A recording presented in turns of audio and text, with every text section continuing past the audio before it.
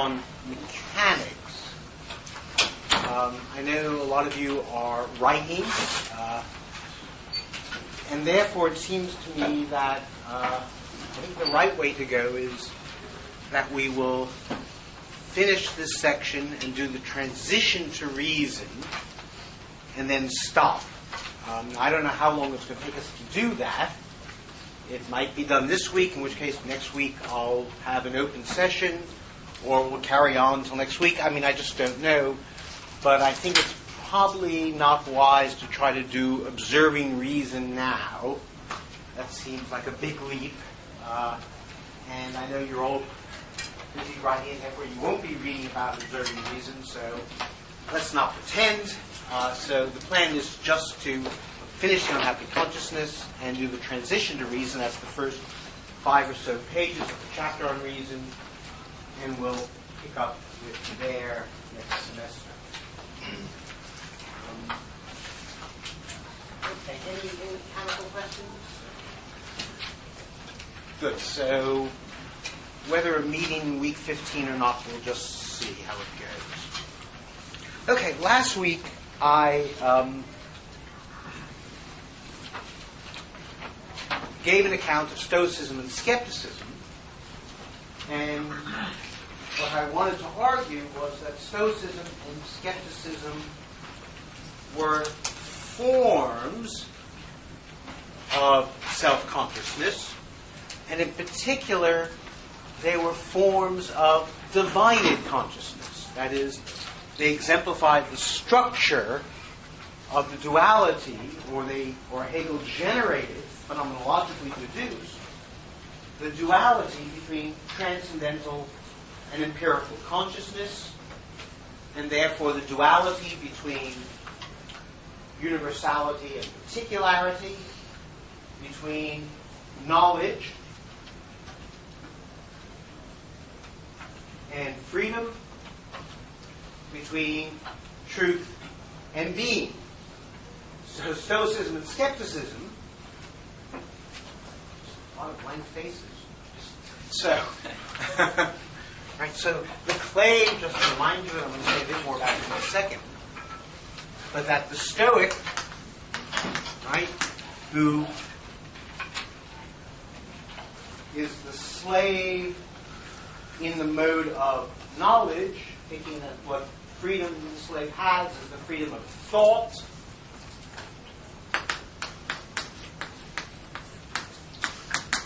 and that thought will represent universality,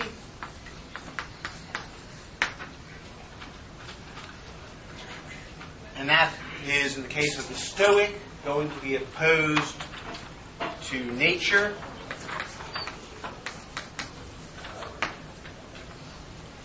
And then with the skeptic,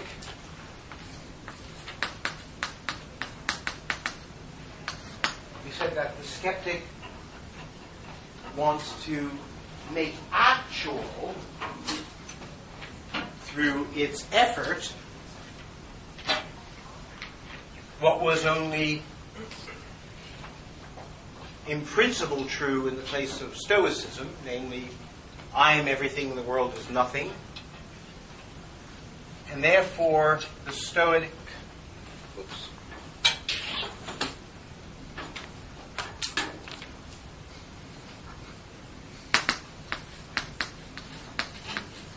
Stoic is really a principle of freedom, exemplifies why?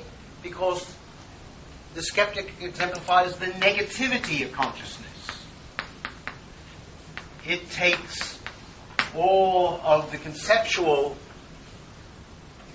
phenomenon of Stoicism, gives it a nominalist interpretation. Nominalism is the assertion of the primacy of will over knowledge. And then, once interpreting that way, then interprets all universality as convention. All convention is arbitrary, therefore as nothing. So in its freedom, it takes that negativity to be the thought of existence. So, thought and being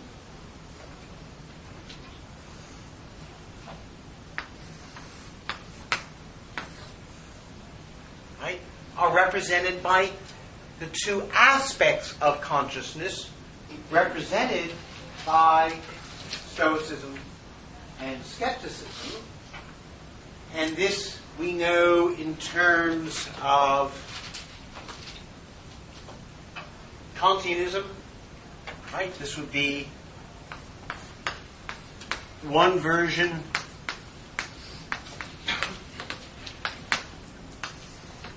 of the transcendental self, which is self-identical. And that can go either way. That is, as part of the claim of the transcendental, that it is indifferently knowledge or will, so that in the relationship between Stoicism and skepticism, you get that uniquely German idealist equivocation about reason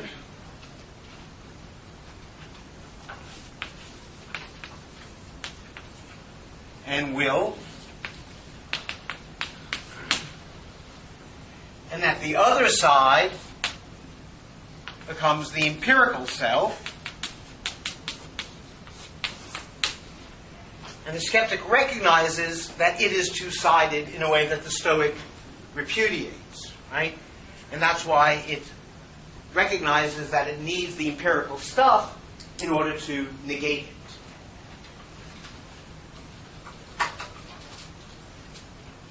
For those of you who want to think about this distinction, Stoicism and skepticism, you can say the same claims about God. That is, you can have an either rationalist God or a existentialist God. That is, you can think that if you're a Thomist, you say that God is all-knowing because he sees the truth. That is, that's a kind of Thomistic, Platonic interpretation of God. But if you're an alchemist, you'll say that God knows the truth because he creates the truth. He makes it true. Right? So there's this continual relationship that then enters into modernity as this tension between knowing and willing. And therefore, my claim last week was once we see the origin of the relationship between transcendental and empirical in skepticism, then we can immediately understand that Kant's construction of the transcendental and empirical distinction is itself necessarily skeptical. It's a version of skepticism. It comes out of skepticism. And I further said that skepticism itself is not an a priori or immediate idea, but itself we saw as a fully conditioned position within the history of consciousness.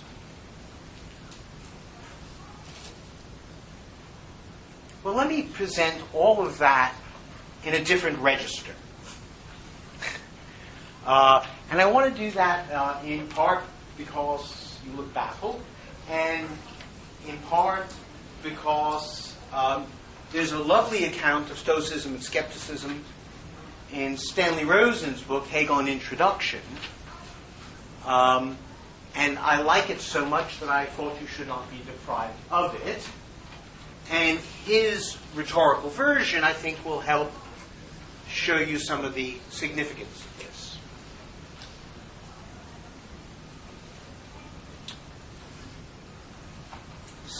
Rosen's way of getting into the problem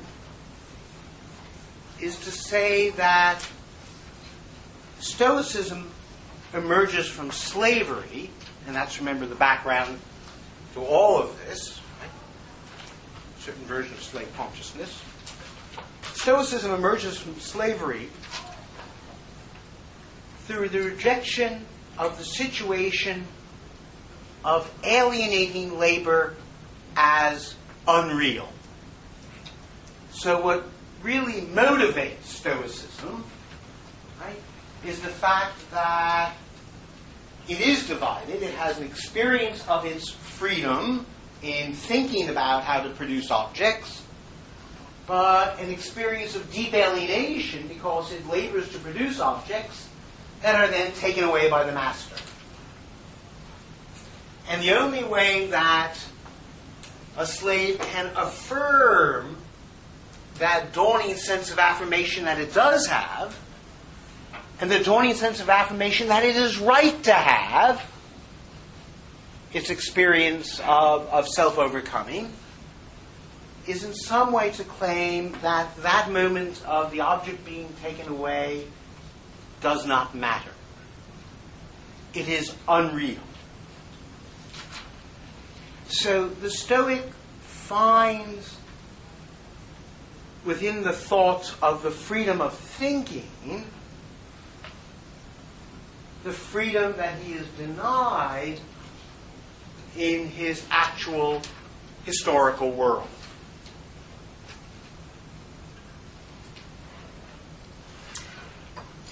And Rosen says something very interesting here. And a surprising thing for him to say of all people. I say that because those of you who know Rosen's writings will know. Those of you who don't, I'll tell you. He is probably the last living, true Platonist who believes completely in intellectual intuition. I've had arguments with him where he'll just, at a certain moment say, you have to see it. Pointing to the ideas, and if you don't have the intellectual intuition, then you're just in trouble. I keep telling him there's no intuition to have, and we go back and forth. It's just like a skeptic. Anyway, so what he has to say here is interesting. He says at this point, we need to understand how Hegel sees the difference between Stoicism and Socratism, or Platonism, or the Socratic tradition. And he says that, in general, the Socratic tradition, the philosophy of the aristocratic city-state, does not take work seriously. Now, there's a famous line by John Dewey, which I much admire. And he says, Platonism was only possible in a slave society in which some worked and some watched.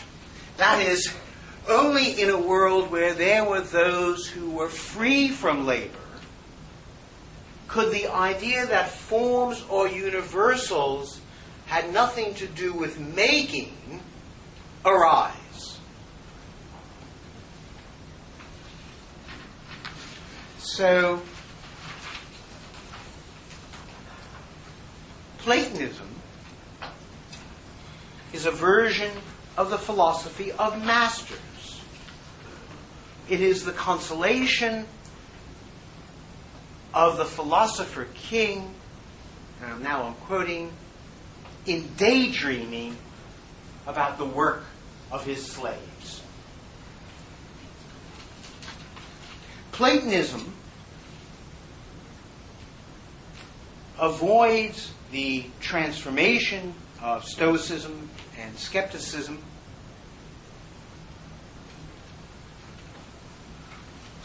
by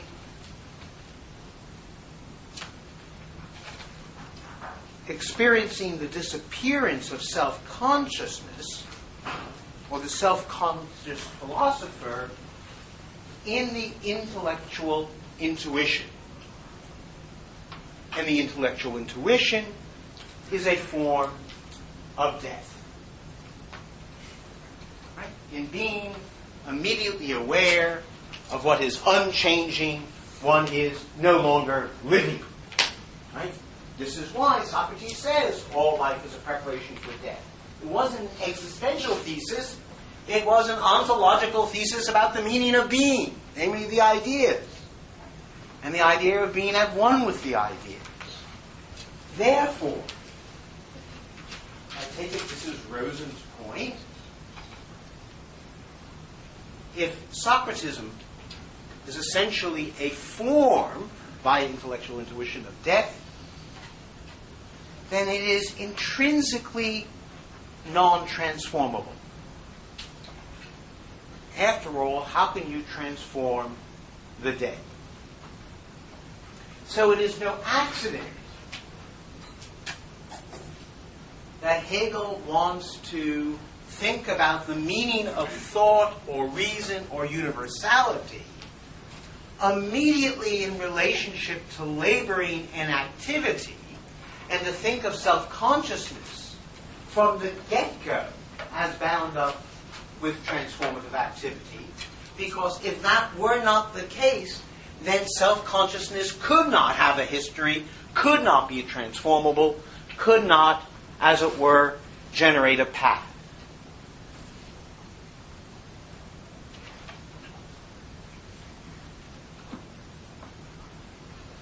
Rosen's way of putting this is to say that the Platonist dies because of his refusal to work.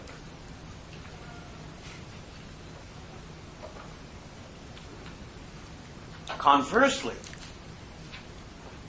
the Stoic is born in an incomplete but nevertheless genuine human experience of work, and gives rise to the skeptic as a virile expression of his own incertitude.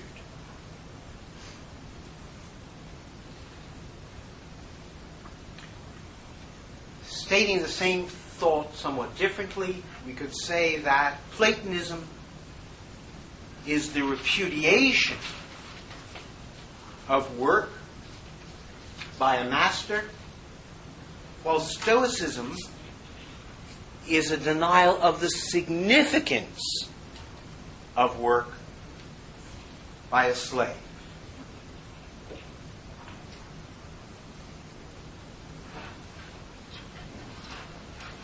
So the first thing to understand is why it is, how it is, that Hegel has given us the history he has. A history that bizarrely, again, begins with modern epistemology, moves into a kind of mythic setting of the master and slave, and suddenly emerges in the midst of something like the Roman world. And it is a significant fact about the phenomenology, one you will not mistake, that Socrates, Platonism never appear. That what appear is Greek tragedy and Greek art, Greek poetry, the Greek city-state, but never Platonism. So he might say that for us moderns, philosophy is only possible by turning our back on Platonism. There's nothing to be said to it, of it, or by it. That's an exaggeration. And Hegel will have another moment where he'll talk about Socrates differently. But when Socrates appears for Plato as significant, he appears not as a Platonist, but as a version of a conscientious objector. That is, someone who has a conscience and dies or sacrifices himself for the truth. So Socrates, in that sense, becomes a version of a modern subject. Significantly. No Plato. It's all neo-Aristotelian all the way through. Make of that what you will. Well, one of the things you must make of it is that the notion of work and labor, which we're going to come back to today, is absolutely central to the entire Hegelian project. Something that Marx recognized and misrecognized, as I'll come back to later this evening. So Stoicism is the first effort of the slave to transform himself into a master.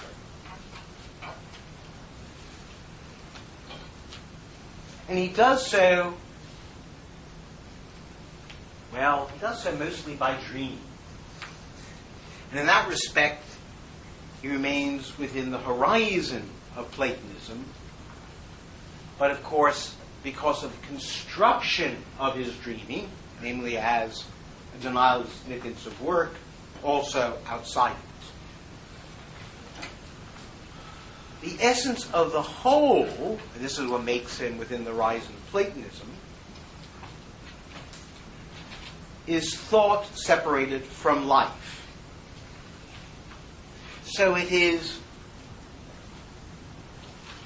I want to be careful here, it is not freedom itself, but the concept of freedom that the Stoic embraces. The thought of freedom. So the Stoic is form without content. The Stoic incorporates the results of his work in thought in a negative sense only, that is, by denying its significance.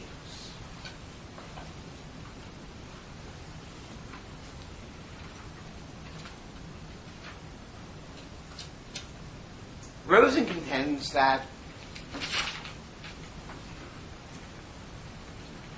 for Hegel, this is an incomplete negation, since the content of the real world is preserved only as determination as such, or the very idea of determination, but without actual determinacy.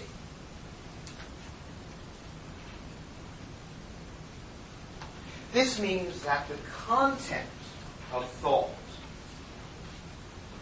has been transformed, I want to say, into a formal structure. I think it's useful to think of the Stoic as a kind of analytic philosopher interested in logical structures. Maybe someone like Badiou, to think of a bad philosopher. I can't. Easy shot. You can take an easy shot. Go for it.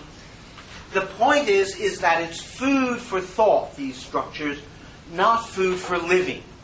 That they only work at the level of thought and cannot be transformed into existential structures by their very character, right? By their very character. That's what made me interested in Badiou and his ideas of set theory.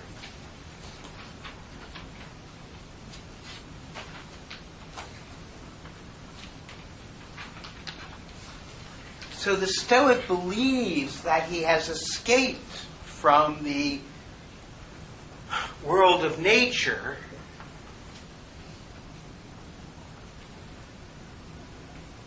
and from the impulsions of physical reality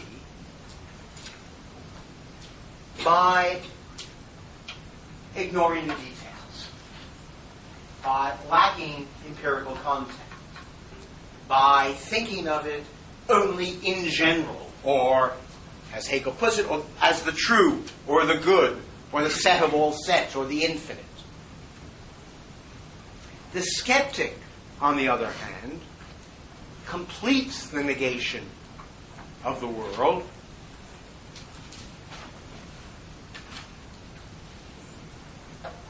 through the negative work of analytic thinking. and does so in the manner I described earlier.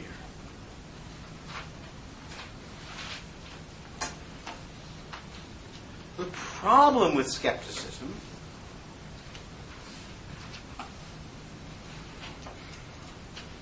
is that because the skeptic is himself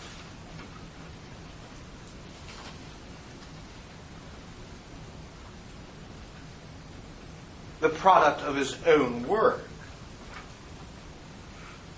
then the skeptic shows that he himself is also of no significance. That is, he has no way of pulling himself out of his own negative doubt about everything else. And therefore, he has no way of affirming the force of his own power of negation, since it ends up swallowing itself. So it becomes a kind of empty negativity.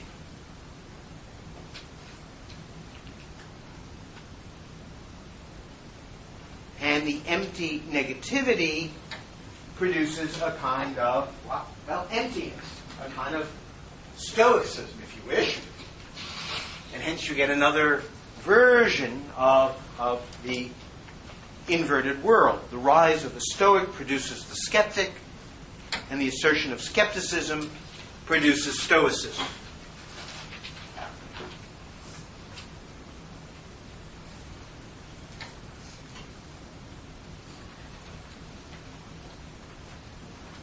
It's there that we ended last week.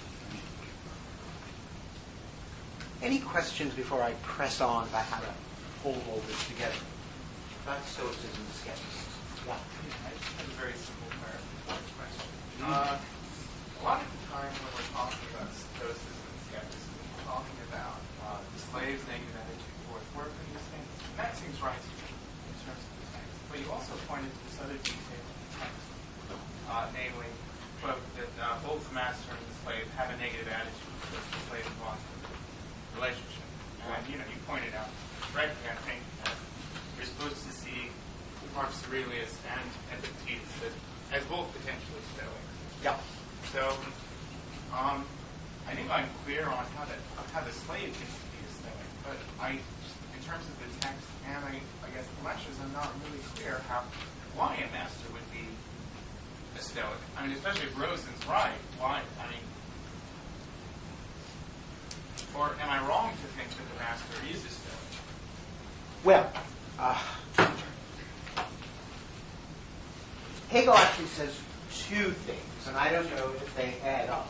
Yeah, no. You're right. So on the one hand, when he actually is pressed on the historical specificity of the moment, he says that it could arise only in a time of universal slavery. So on the one hand, he imagines that the whole thing is a world in which actual freedom, as opposed to the idea of freedom, could not get a grip, could not find traction. And that's his official historical story. It's also a form of universal culture as well. Right. Sorry.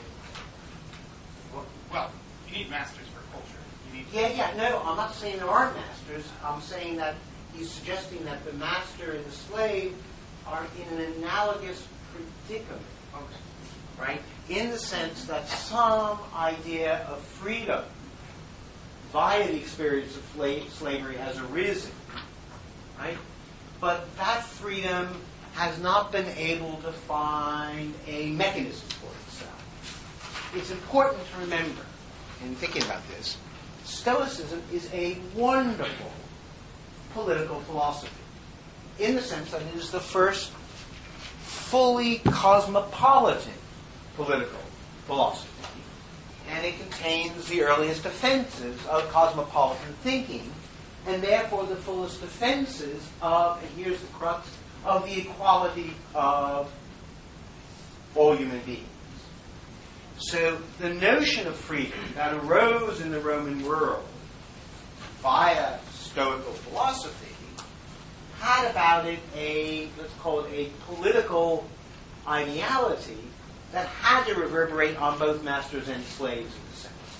That the world plainly didn't match up to its own pretensions to universalism.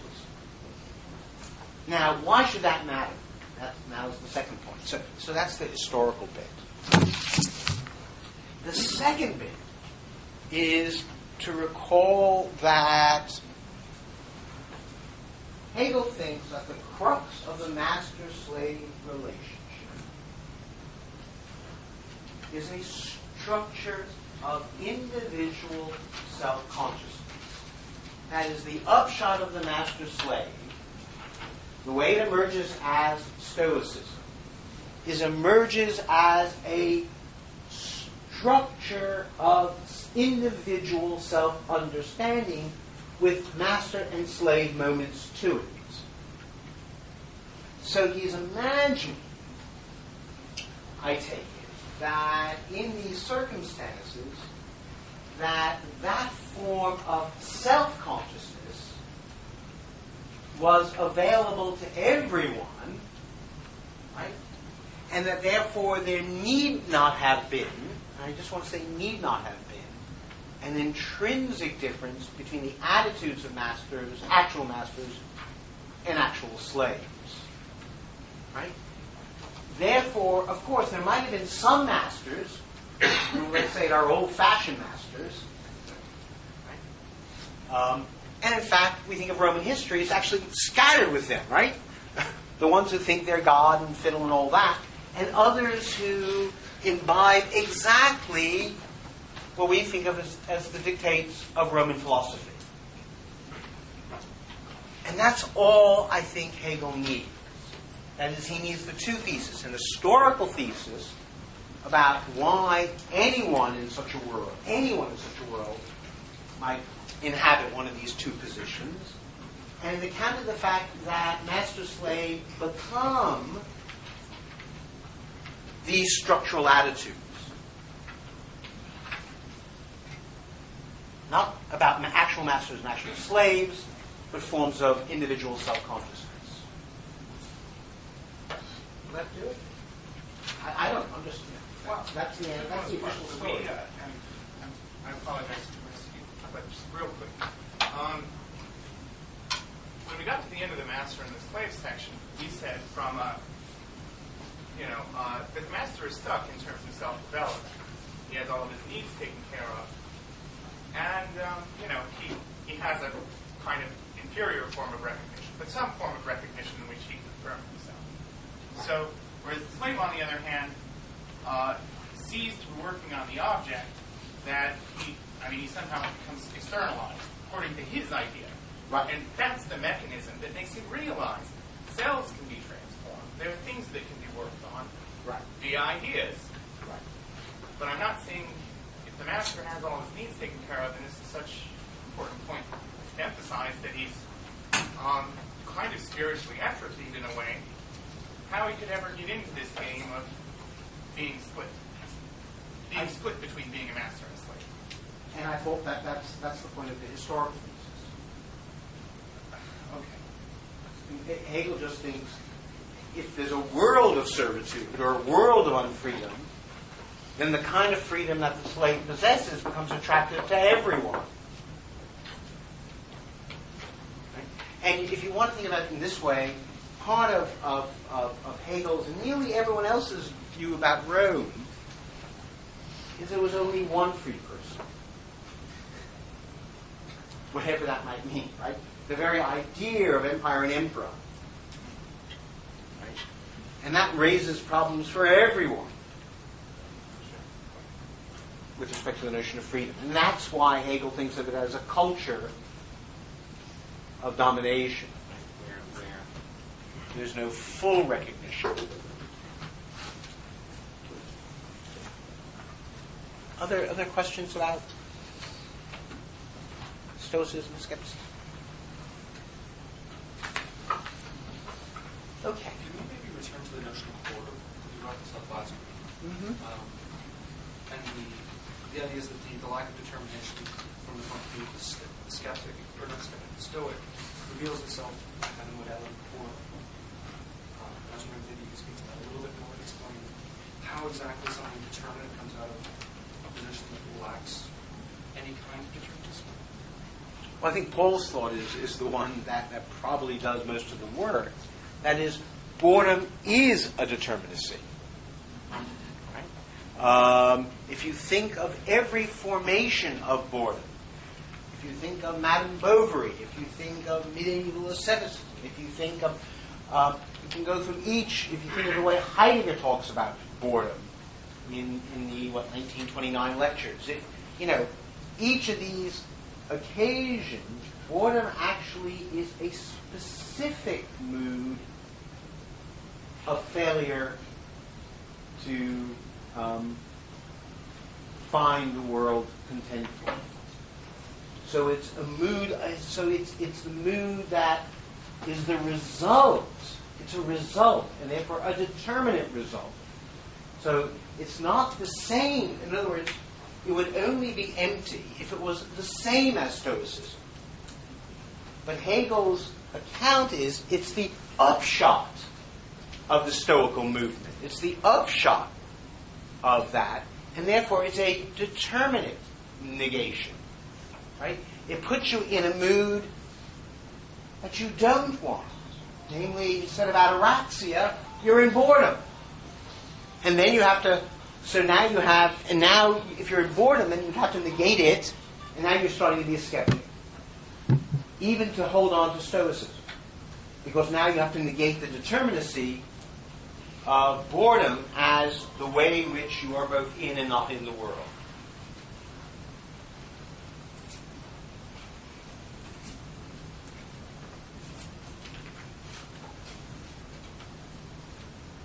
So, let me put it another way. The emptiness of thought is not itself empty. It's not itself a matter of indifference. Right? On the contrary, the Stoic wanted something very deep out of the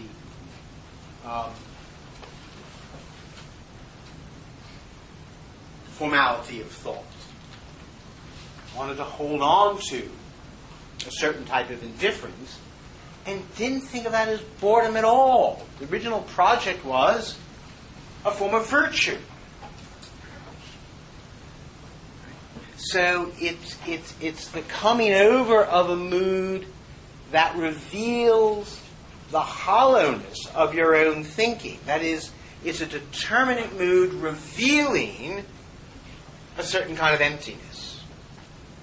I mean, the thought and will coincide in Stoicism as the non-determinacy of will. Right. It's the moment, boredom is the moment when the will suddenly becomes determinate again.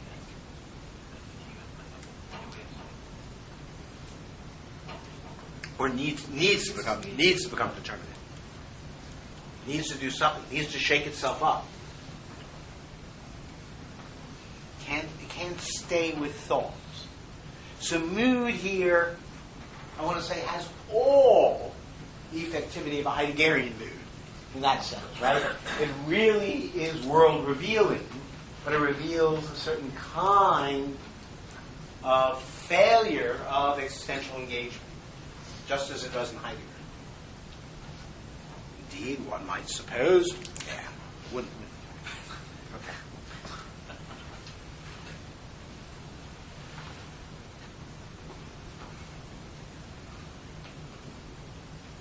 Okay. Okay. So, somewhere I have up.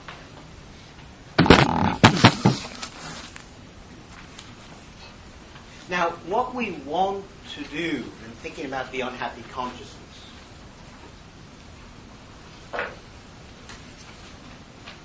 it's very, very tricky, is we want to see it as coping with this problem in all its philosophical significance. And I say that it's a kind of challenge because, as we know, Hegel buries his account in this odd account of medieval Christianity. So we're going to have to think hard about what's going on and to try to decode the philosophical meaning of each of these moments and indeed decode the structure as a whole.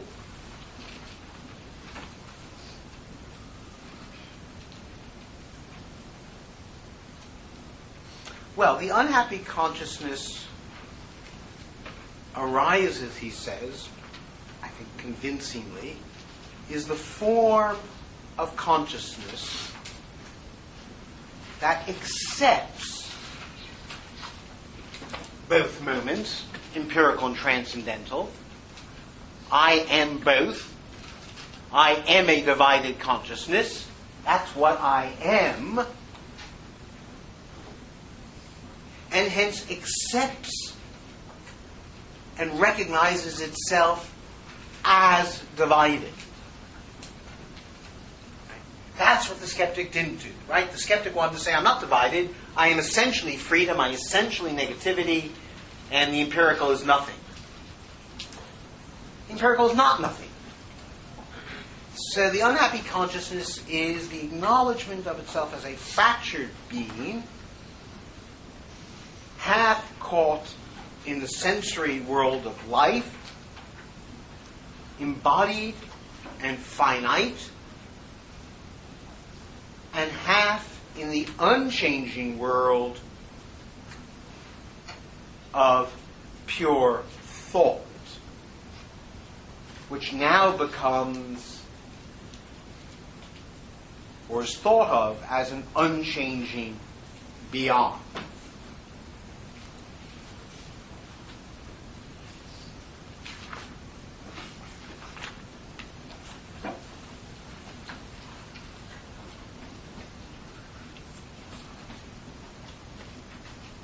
So, second paragraph of paragraph 206.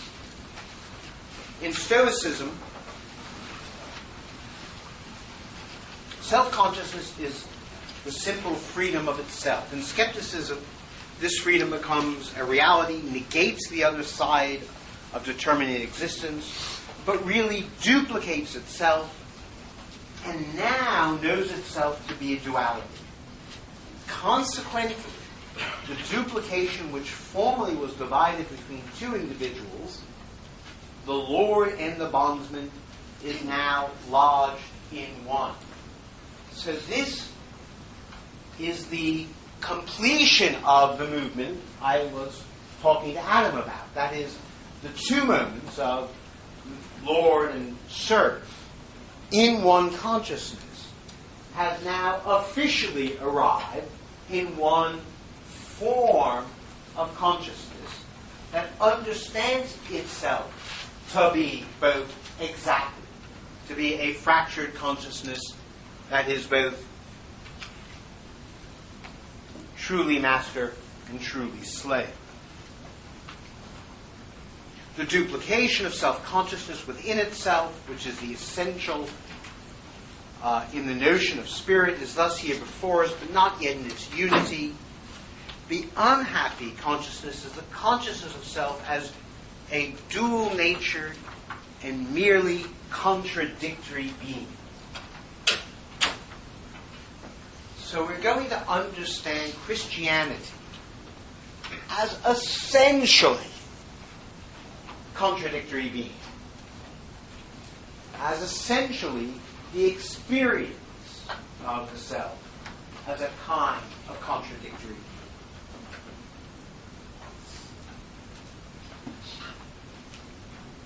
Now, in order to think of yourself as a divided consciousness, the question is, how are you going to do that? How are you going to make sense of that experience? How are you going to articulate it? And Hegel's unequivocal thought that runs, by the way, throughout this book, and we're going to come back to it again in a different way in the chapter on religion, is the genius of Christianity, is its subtlety and complexity in thinking about human beings as essentially forms of divided consciousness. That is, it's the first form of consciousness that really saw that as problematic. Right? That didn't simply start with, a myth, we were once unborn souls and we got born, bad news. Eventually we'll get back to... No, there's a problem here. And the problem is, how are these two moments going to be connected? Right? And Christianity bites the bullet that this is a thought and a problem that needs to be thought through. Right? That's the glory of Christianity. By the way, it never gets there. Never figures it out. But it's fascinating. Its forms of failure are going to be indicative of who we are. So thinking about the forms, if Christianity is essentially a deep thinking in the form of ritual, in the form of practice, in the form... So Hegel thinks, and we want to be clear, that practices, belief systems, cultural practices, the sacraments, the rituals of Christianity, and particular events, and here the Crusades will be an event, need to be interpreted as thoughts, as categorical thoughts.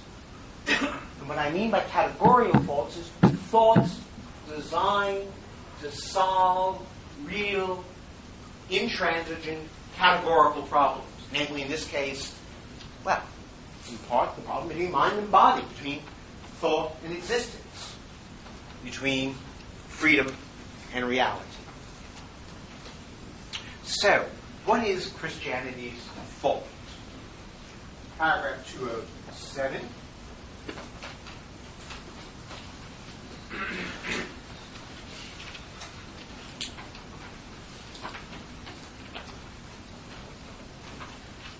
The unhappy consciousness itself, which again is a single undivided consciousness with a dual nature, the unhappy consciousness itself is the gazing of one self-consciousness into another, and itself is both. You have to hold on to that sentence, typical Hegelian sentence. It is one self-consciousness, namely the empirical self-consciousness, gazing into another self-consciousness, the transcendental ego, or now he's going to call it changeable consciousness and unchangeable, and is both. Why is it both?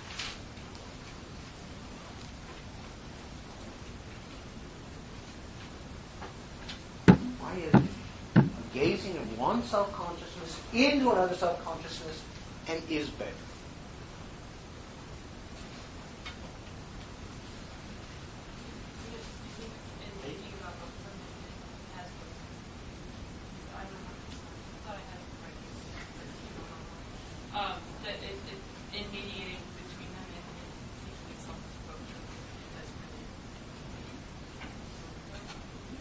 Okay, I mean, part of that, no. Part of that has to be the thought that it is both, because it doesn't think of the other as simply another outside of it, but rather the other as its truth. My truth is God. God is my creator. He is my source. I am founded in God. I am made by God. My being exists for God. And at some point, the difference between my life down here and God will be united. We'll be a couple. We'll be a team. We'll make it. We'll make it.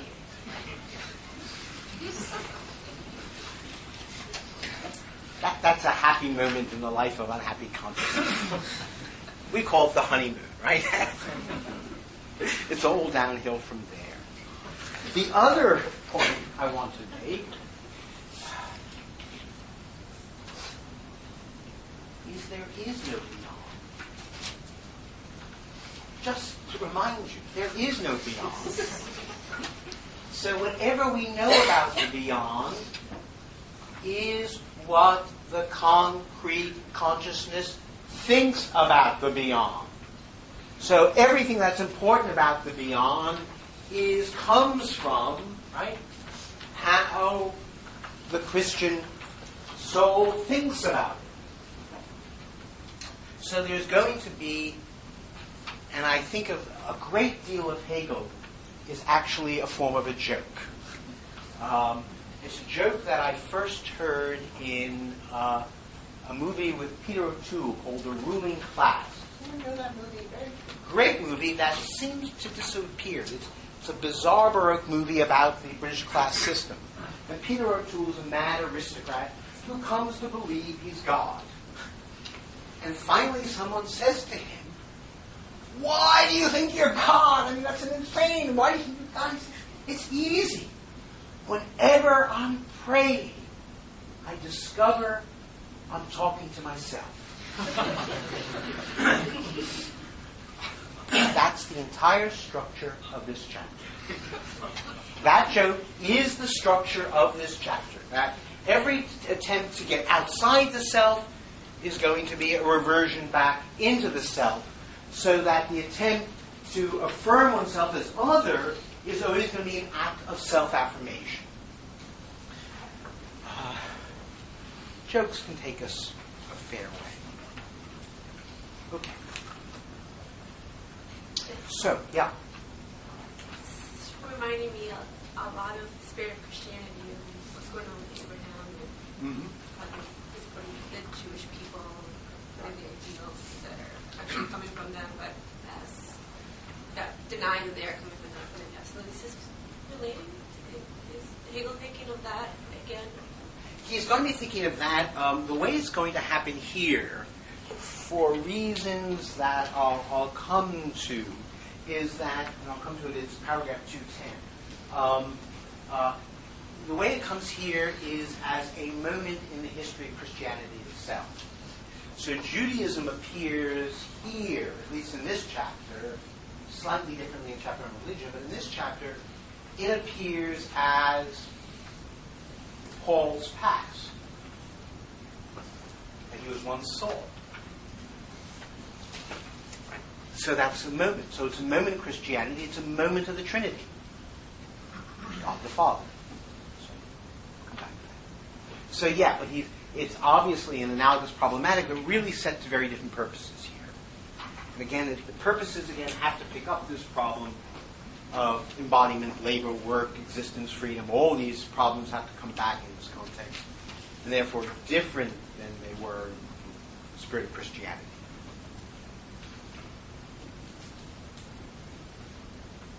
So the structure,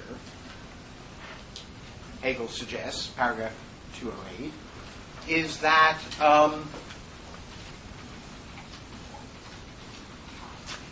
this immediate unity, I am both, needs some articulation, and therefore the articulation comes by thinking of the unchangeable as the essential being, and the other, the protein inchangeable, it takes to be the unessential. So I'm saying Christianity arises by taking a strategy I suggested last week as the opposite of both Stoicism and skepticism. They both want to claim their essentiality directly and repudiate their moment of empiricism. Christianity begins with its moment of empiricism, its unessentiality, and thinks of its essence as what is to be achieved or what it is to be connected with.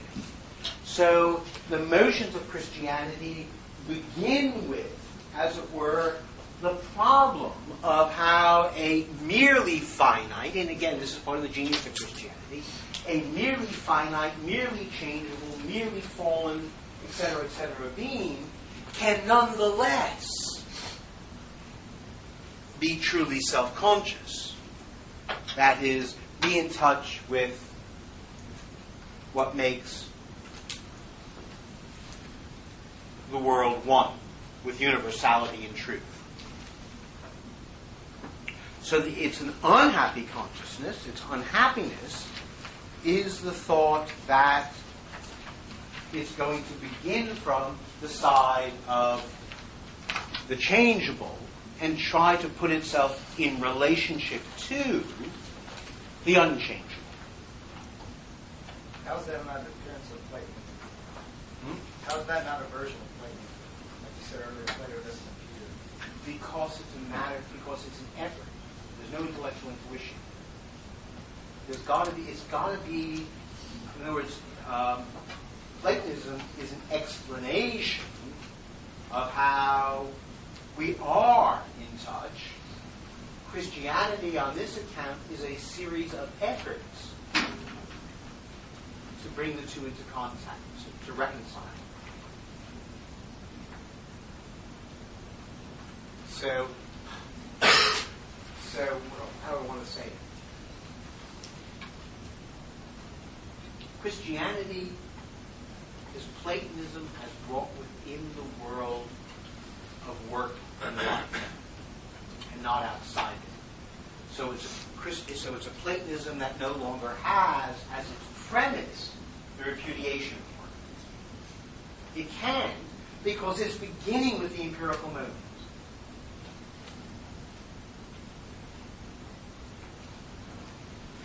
Yeah, Matt? I think then I want to ask the exact opposite question there. That sounds dialectical and good.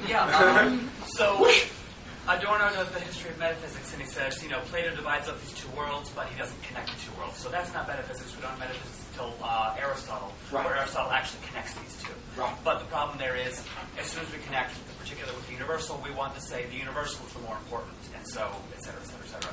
In that case, why don't we get the unhappy consciousness until Christianity? Why don't we just find it as soon as we have Aristotle? Plato, Stoicism, skepticism, okay, but then as soon as we've got Aristotle, where we begin with the empirical world, then don't we have the unhappy consciousness? Ernest Bloch, in a beautiful book, The Principle of Hegel, says there are two models of human self-realization in Western philosophy. The first is the Aristotelian, the idea of the virtuous man, the self-sufficient man, the man who is complete in himself, etc. The other is Christ on the cross. Aristotelianism is a kind of Stoicism, isn't very unhappy, still inhabits, malgré Louis, a world of slavery. I mean, it can go on and on. So, as much as we Aristotelians love Aristotle, he participated in a Platonic world in all sorts of ways. So you need the dynamism, something, and it's not an accident. I should say, you ought to think about the history of sociology. It's always about the history of religion, history of Christianity, because it has been the dynamic moving force of Western thought. It's needed Greek philosophy, right? Christianity wouldn't be nowhere without Greek philosophy, but it's Christianity that sets it into motion, that makes it a secularizing process. And that's what Hegel's interested in here. He's actually interested in how Christianity itself, as religion, is essentially secularizing. That's what distinguishes it from all other religions. And that will become even more evident in the chapter on religion, where he really describes all the religions and thinks that Christianity is superior precisely for that reason. Christianity is already a form of atheism. Take that to be a truism, but obviously it doesn't go without saying. But I'll say it next semester in office.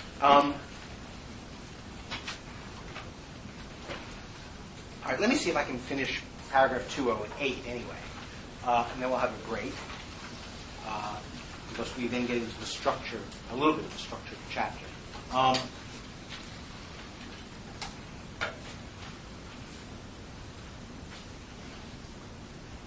So Hegel describes from the get-go, in paragraph 208, what the movement of this relationship between the changeable and the unchangeable is going to be. There are no surprises here, and he wants to make that palpable. So he says, this is the very end of the paragraph, the attitude it assigns to both cannot therefore be one of mutual indifference, i.e. it cannot itself be indifferent towards the unchangeable. Rather, it sets itself directly, it is itself directly both of them, and the relation of the two is for it a relation of essential being to the unessential, so that the latter has to be set aside. Christianity is the practice of how we can set aside the unessential moment. But since, and here's the problem, this is again what I just did, this is the logical joke, but since for it both are equally essential and contradictory, it is merely the contradictory movement in which one opposite does not come to rest in its opposite, but in it only produces itself afresh as an opposite. So the claim here is that the structure of Christianity, which later on I will suggest Judy Butler shows is equally the structure of conscious life in Freud, same structure, is an essentially contradictory structure in which you have an essential moment, which is what's called universal, unchanging, and ideal, and the second moment, which is empirical, finite, living and moving, changeable. Changeable is an important word here. And therefore, if you suppose that your essence, you are this finite being, but this other is your essence, then the trick will be, how can I set myself aside? How can I get rid of, shed my empirical being in order to allow me to realize my unchanging essence? And because the structure of that, how can I, as finite, do the setting it aside? Well, the doing is a finite work, and therefore every effort of setting aside is going to be another movement in which I affirm my own finitude. So the very act of trying to overcome my finite bodily empirical existence insists upon it, dulls it, makes it more insistent, more palpable. And we'll see this reaches comic extremes in Luther in the Privy. Wow, Luther in the Privy. You missed that bit.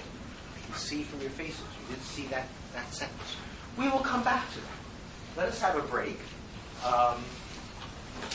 We will come back to Luther's hat. Think about that. Oh, so maybe.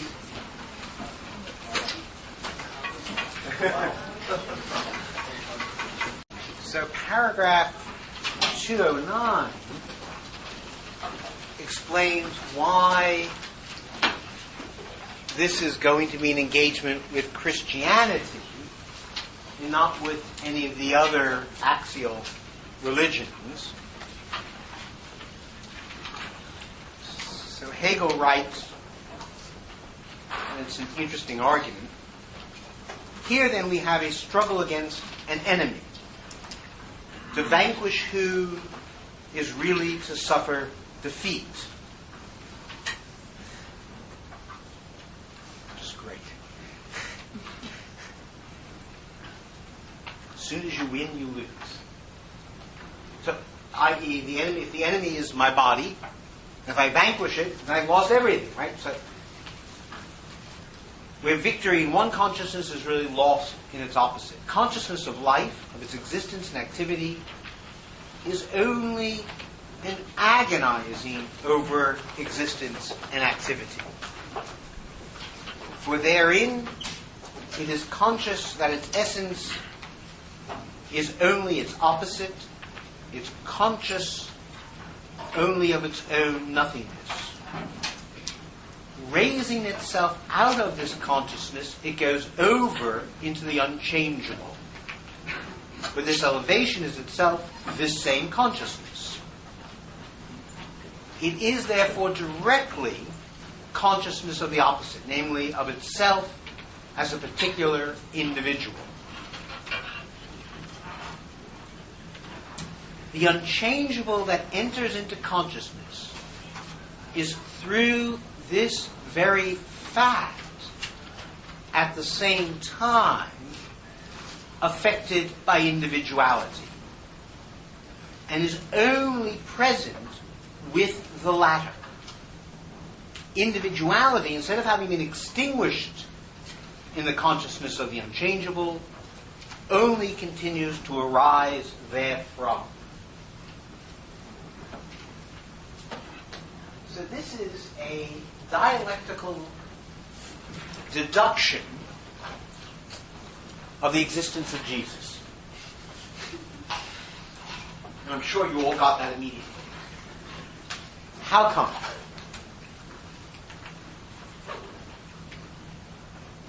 Well, Hegel's thought here is that I want to identify myself with the unchangeable. And therefore, I want to approach it. And the only way I can approach it, we discovered, is by renouncing my finite existence. But the renunciation of my finite existence turns out to be an assertion of my finite existence. That is, the act of renunciation is existentially self-defeating.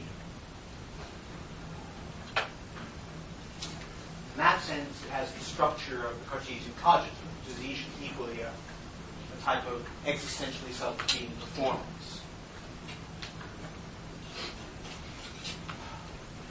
Now, that makes the thought of individuality. So the thought is, this is Hegel doing the joke, when I think of approaching the unchangeable, what I become aware of is the unchangeable, is particularity. Therefore, in order to even think about approaching the unchangeable must have itself the form of singular particularity. We might put the thought this way, that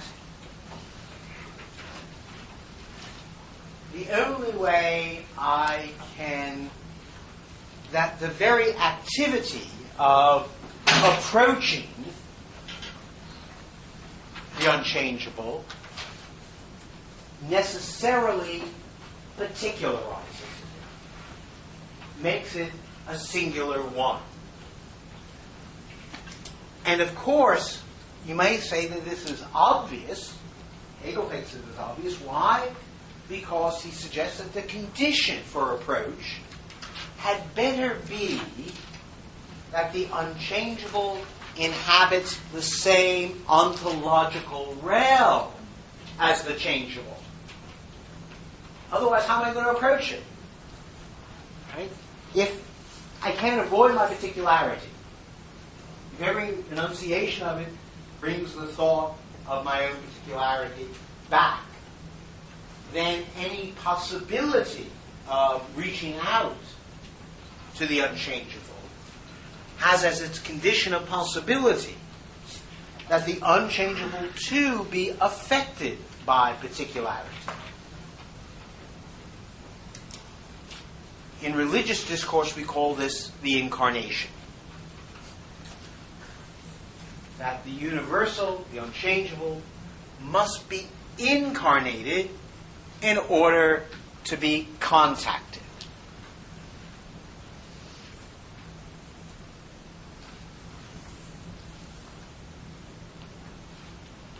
So, for Christianity,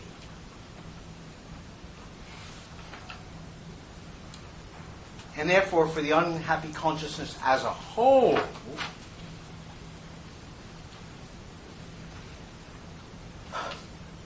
there is an experience of the emergence of individuality in the unchangeable and of the unchangeable in individuality.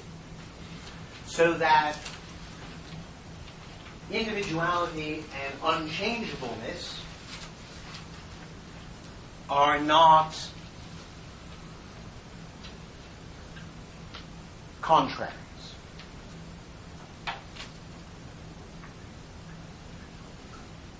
So Hegel says in paragraph 210, and I want to be clear here, let me say something about how this chapter works. Maybe I'm not going to finish this today.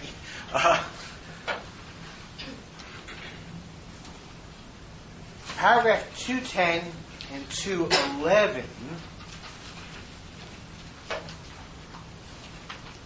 and a little bit of 212, but above all, paragraphs 210 to 11 give us the structure of the unhappy consciousness in general, and shows that, in ways that I'll elaborate in just one moment, that the unhappy consciousness in general has three moments, roughly corresponding to God the Father, God the Son, and God the Holy Ghost. And for reasons that are going to be particular to our setting here, the discussion we're interested in is only going to be discussion of the second moment. Now that's important because it shows that in working through the unhappy consciousness here, we're not working through the whole of the unhappy consciousness. Rather, the unhappy consciousness, as I'll come to, is again going to be something that belongs to the whole structure of the text in a certain way, and in ways I've already tried to suggest to you about Stoicism and skepticism, belongs to the structure of self-consciousness. That is, even after Hegelian wisdom arrives, there will still be unhappy consciousnesses. It's a constant temptation of reason. So, paragraph 210, maybe the best way to deal with this is a diagram. In paragraph 210, the argument is the unhappy consciousness has three moments.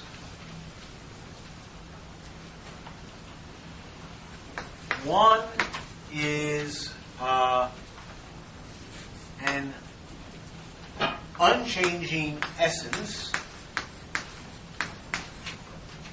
facing, we'll make the arrows a facing or in relationship to an changeable, we'll call it a changeable particular, changeable one. And that's the thought of God the Father, and if you want, of Judaism,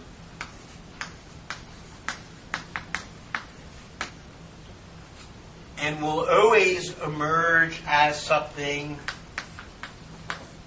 that is past, over and done with.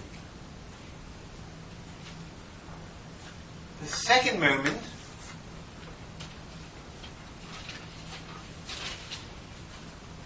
is a changeable one that is in connection with an unchangeable essence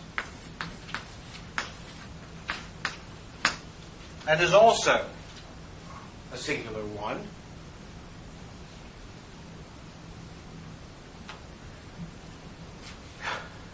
And that's going to be, so the thought here is the argument I just gave you, namely, this makes reconciliation possible because both of these, by being one, by being particulars, are in the same world. That they both belong to the world of finite time and history. So this is obviously the thought of the Son, and is properly the moment of medieval Catholicism.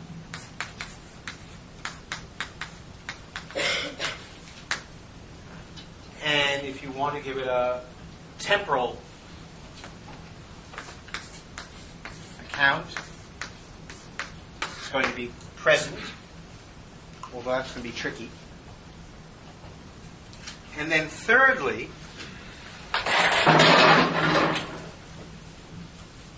and all of this is going to come back for Hegel. So he really thinks of all this as significant.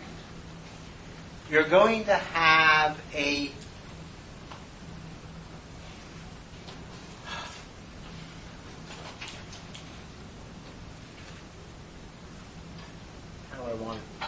changeable one that is already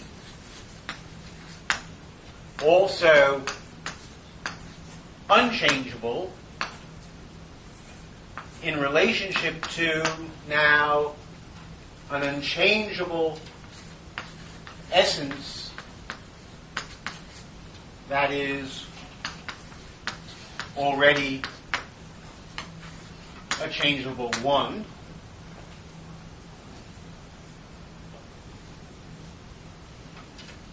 And that, of course, for Hegel, is the Holy Spirit.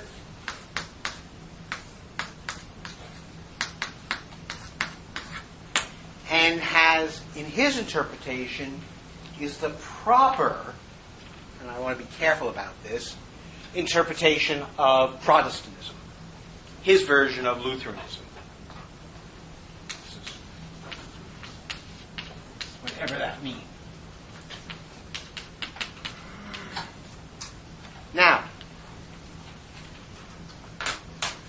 and so therefore most of the text is actually going to be about the third moment. Now, what's important about these three, just so we're aware of where we are, is that they represent three ways of thinking about the relationship between transcendental and empirical consciousness. Each of them, again, must be understood as metaphorical or elaborated accounts of moments of self-consciousness itself. Right? So that Hegel's thought here is that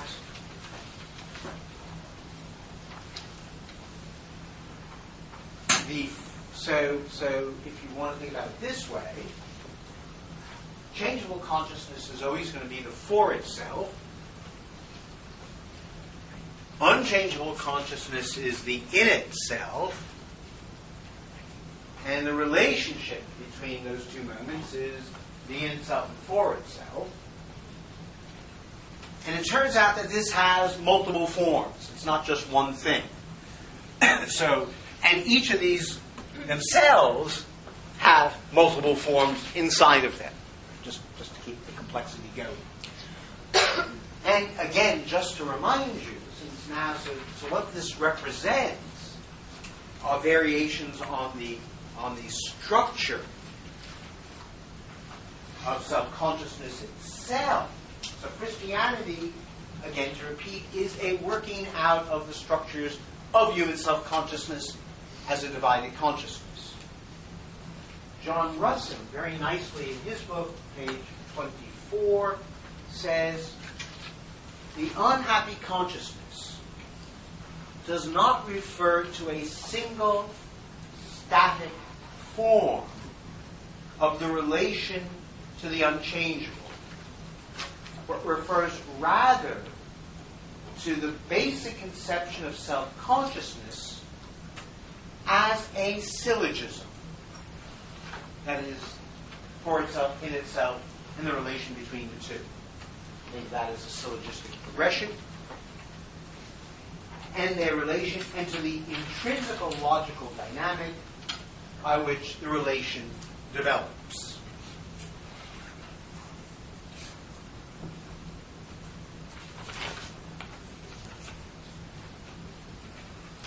So, in paragraph 210, what Hegel is reminding us with the first, secondly, thirdly, are these three forms.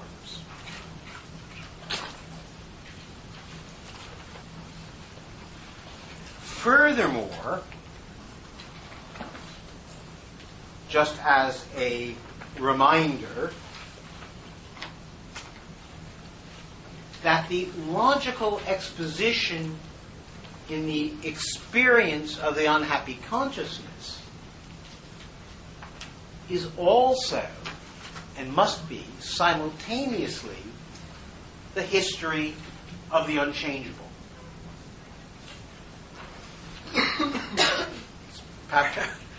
just follows, doesn't it?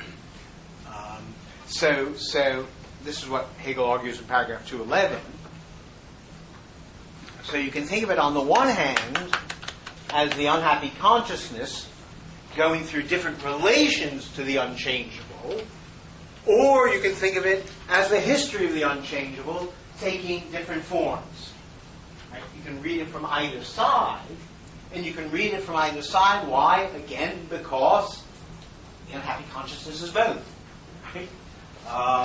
So it's going to embed. So remember our principle from the very first introduction, right? Every change in a form of consciousness is a change in the object. So the changes in the relationship to the unchangeable generate different formations of the object. Just that form. So Hegel says, paragraph 211,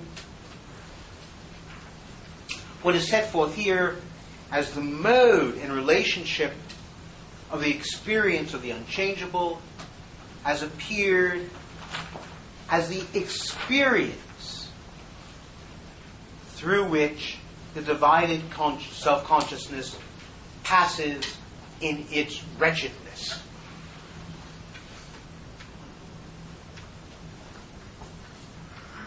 Now,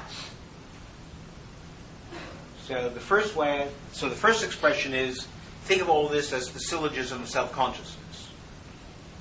Now, he says, this experience, it is true, is not its own one-sided movement. This can't be just me taking different views of the same unchanging object. Right? So this can't be just one-sided. For it is itself, as if we didn't know this already, but now he tells us, it is itself the unchangeable. The very point Katie was making at the break, that what makes this dynamic significant is the idea of the unchangeable matters. We're interested in the unchangeable. It's the moment of universality. It's the moment of essence. Right? It's just that Christianity has a bad conception of it, namely as a beyond. But consciousness, in trying to think of it as a beyond, is thinking about something that is itself true, namely the notion of the unchangeable, of universality, of freedom, of self-determination. It's thinking about it in a false way, but the falseness is not merely it getting the wrong attitude towards an independent existing object, rather because it is that object. We're in the realm of self-consciousness, remember, in this chapter. It is itself its own object, because it is itself unchangeable consciousness, and this consequently is at the same time a particular individual consciousness too, just to rub it in. And the movement is just as much the movement of the unchangeable consciousness, which makes an appearance in that movement, as much as the other.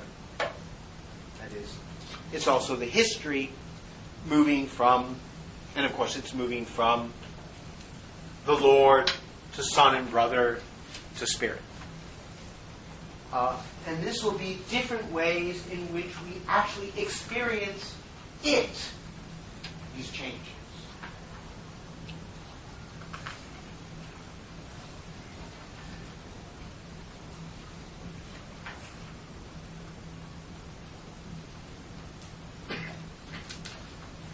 So he says all this is a bit premature.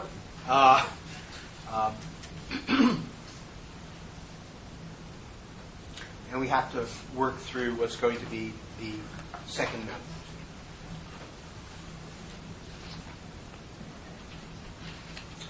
Okay. Are we okay about the structure thus far? Yeah. I don't know. I'm having trouble getting this question past. I don't get it. But I guess what I'm really having trouble with is this notion of the unchangeable. Yeah. Like, I don't really know what I should be thinking of in that, like, the notion of an unchangeable God doesn't really make sense to me. And then especially when we start talking about the history of the unchangeable in different forms, how is it having different forms and still being unchangeable? Right.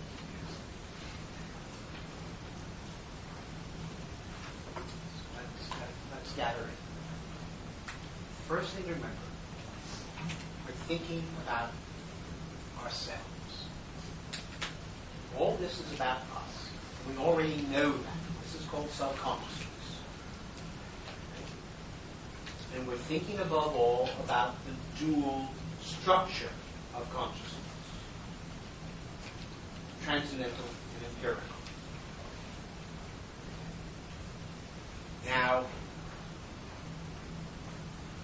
Hegel's claim is that human self-understanding, which Kant calls transcendental empirical, with that structure of transcendental empirical, which is self-consciousness, is in fact to be understood through a series through a certain type of emergent forms. And the first reminder, so let me just get the structure out. The first reminder tells us is we're transcendental empirical in part because we're self-conscious beings, because we're intersubjective beings. And the originary experience of intersubjectivity is the master-slave. So, when we're thinking about these moments, and this is why the whole of Hegel's text is a palimpsest, and you have to kind of get used to reading palimpsests. So whenever you have an unchangeable essence, you're going to have the moment of mastery, and that's going to signify something. The moment of mastery is going to signify the moment of independence, and it's going to signify the moment of universality,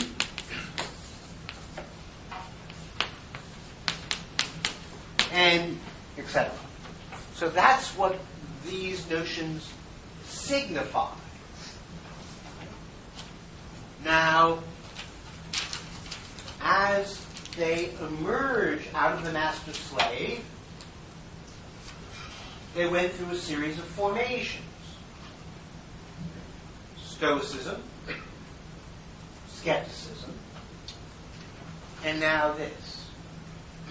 This is just another formation of the same stuff. This is still the chapter on self-consciousness. So the claim is that Christianity is a way of thinking about the self. That's what Christianity is here. And it's a way of thinking about the self under a particular problematic, namely as a divided consciousness.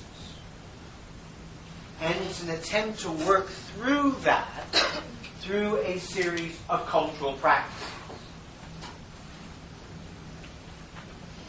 Now, since most of us have some naive conception of mind-body dualism, use the other version of what's at stake here, and this is a way of thinking about that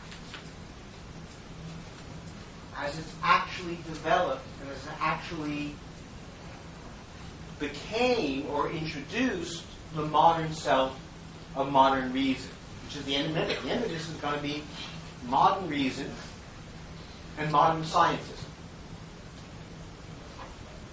So this is a story about how human beings have so what's the problem?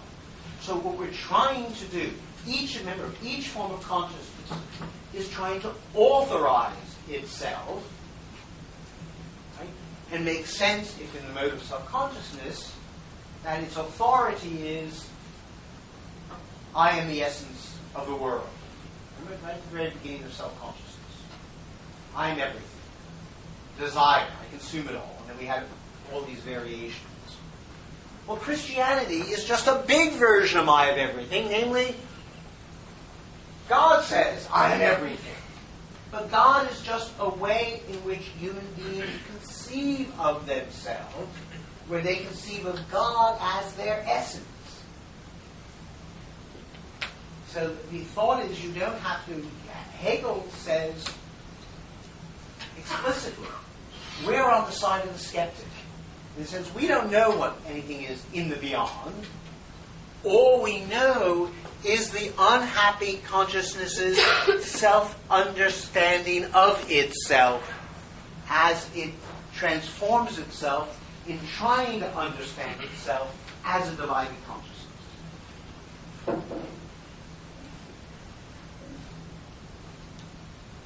Any better?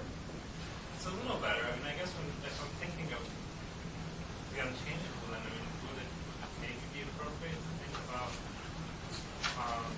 a notion of like reason and unchangeable truth or something? That's one of the things it becomes. But, I mean, think about the genealogy of morals, just to remind you of, an obvious text.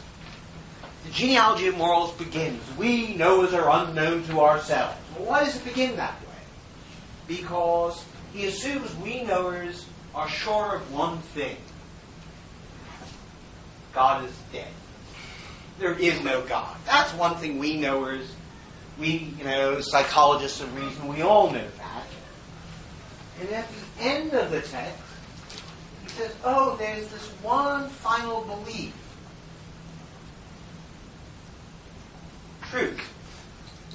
So it turns out that we who thought we were beyond religion still have a religion, namely, we believe in truth.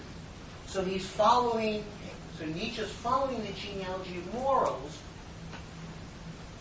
ideas of essence, the truth of the self, from God to rational science.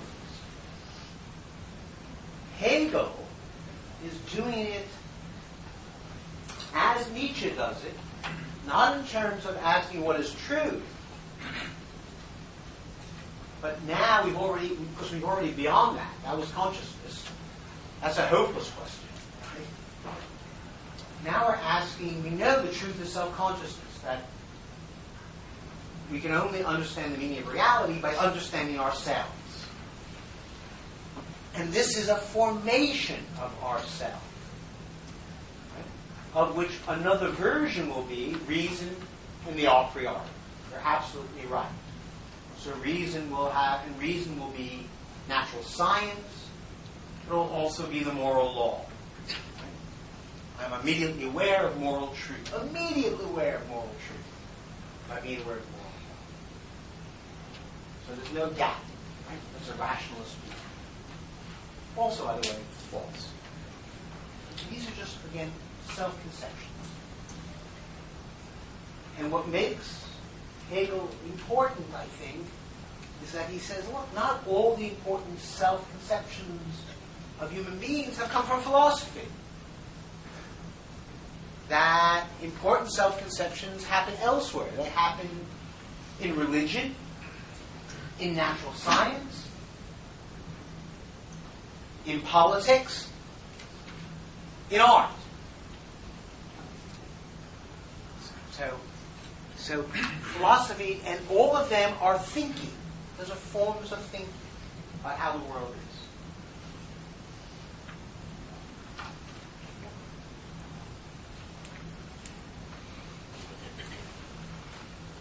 is. Safe to move on? Yeah. I think this might be just purely clarification. What exactly is the difference? As in anything. What exactly would be the difference between a singularity that's also a universal and unchanging thing, and a universal and unchanging thing that's also a singularity? So we got this. Oh, that one. Yeah.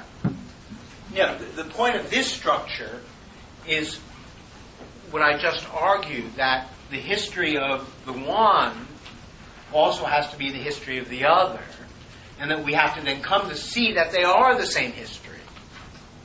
And once we come to see that they are the same history, then we recognize ourselves.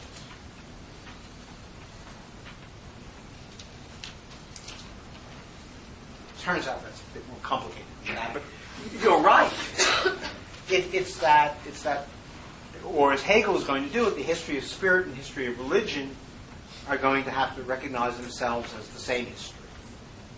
Hegel calls that absolute knowing. So this is a version, eventually, this will transmogrify into a form of absolute knowing.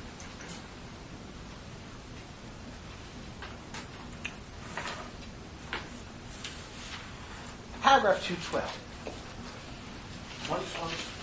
These are all, we're still in the introductory paragraphs, by the way. Yeah, we're not really in on happy consciousness yet. It really doesn't start to paragraph 215, 216. The actual phenomenological analysis. So these are. So what he does in paragraph 212 is simply explicate what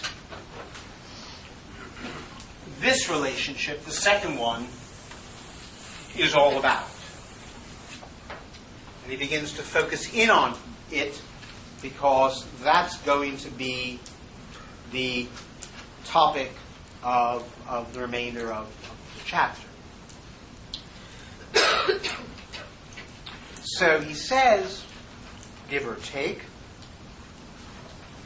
that as an object, the unchangeable consciousness remains a separate being.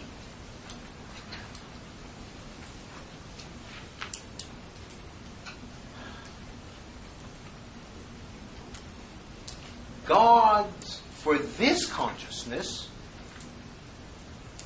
God, let's call it God.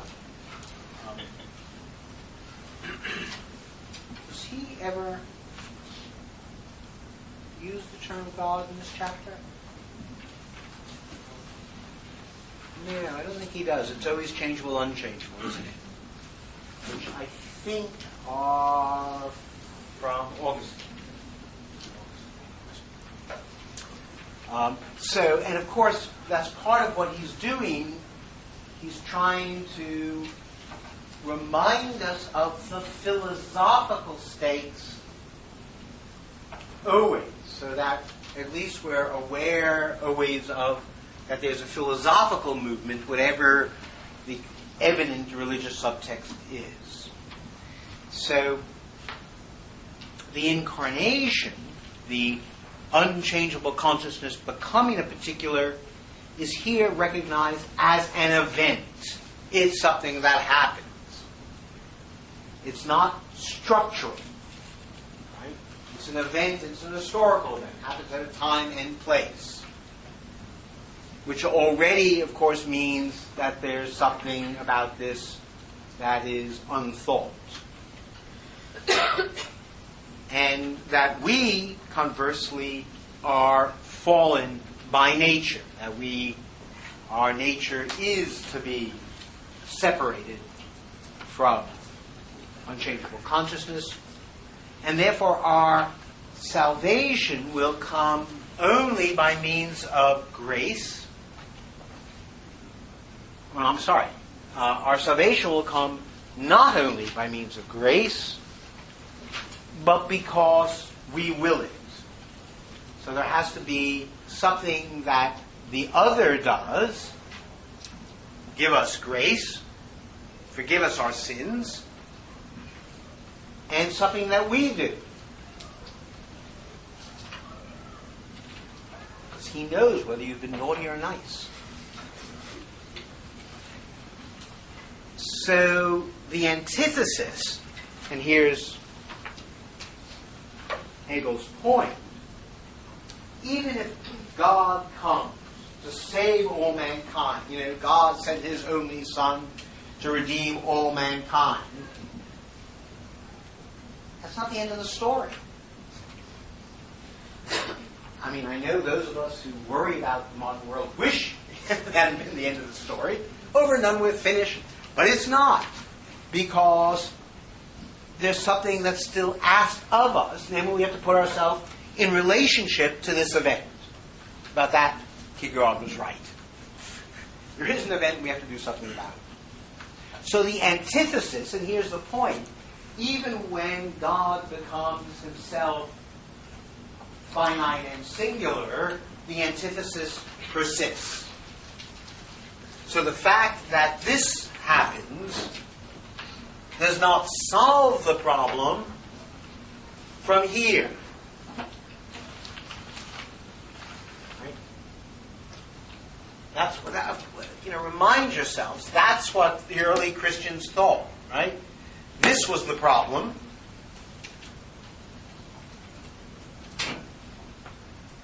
And once the event of the incarnation happened, the problem was solved. We are saved. But if the structure is right, and you can now see it's structural, then there's still a problem because changeable consciousness is still different from essence. Right? Even though essence has itself become singular. So the antithesis, right, still exists. And because the antithesis exists,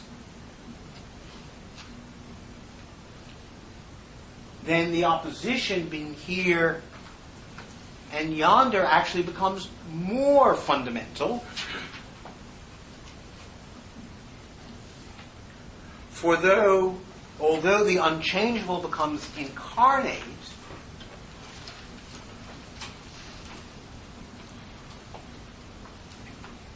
it became a single physical individual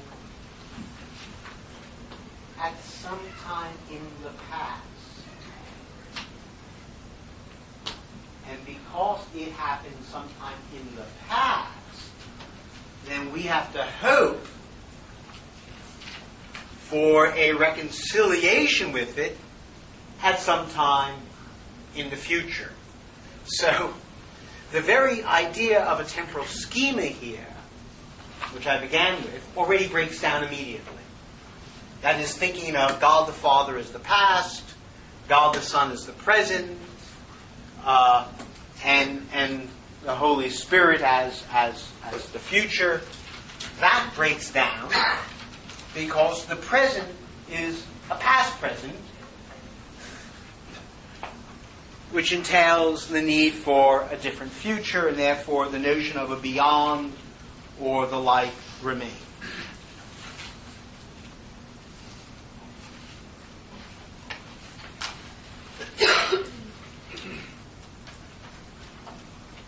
Nonetheless, it sets the task. And the task now is, because of the incarnation, the unhappy consciousness must strive to live by the law of the unchangeable, must come to live in Christ, or find a way of being or living in Christ in general.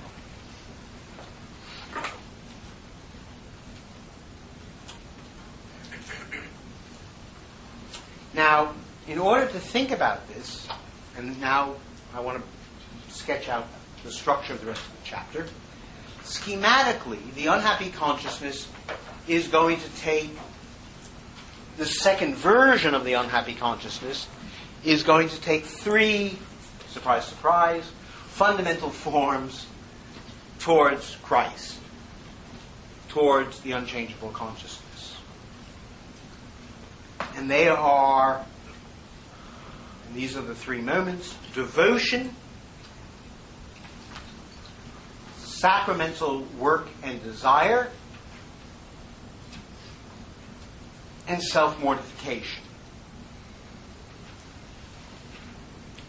Each of these are ways of enacting or performing. The point of each of these is that they are ways of enacting or performing the thought of the inessentiality of this life and of the essentiality of the beyond. So Hegel says, this is paragraph 213,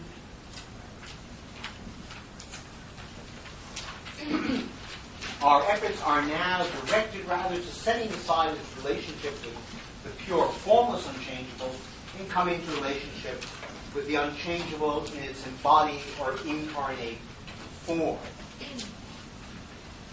The initially external relation to the incarnate unchangeable as an alien reality has to be transformed into a relation in which it becomes absolutely one with it. So the goal is to become absolutely one with it. So, now we know the structure of this.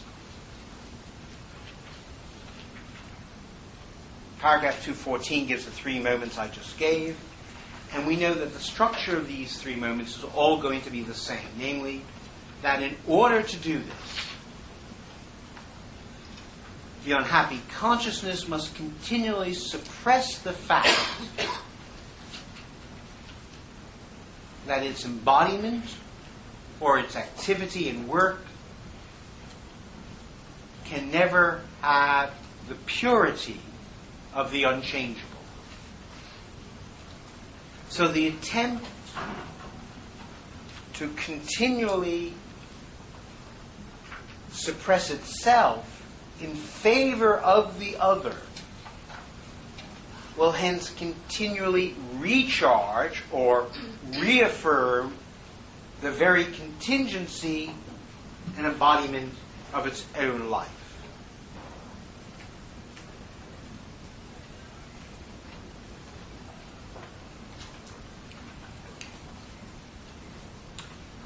And notice pure consciousness is like a stoical moment. Sacramental desire and labor is like a skeptical moment. Right? And then self-mortification will be a transfigurative moment. Okay, devotion. Which is paragraph 217.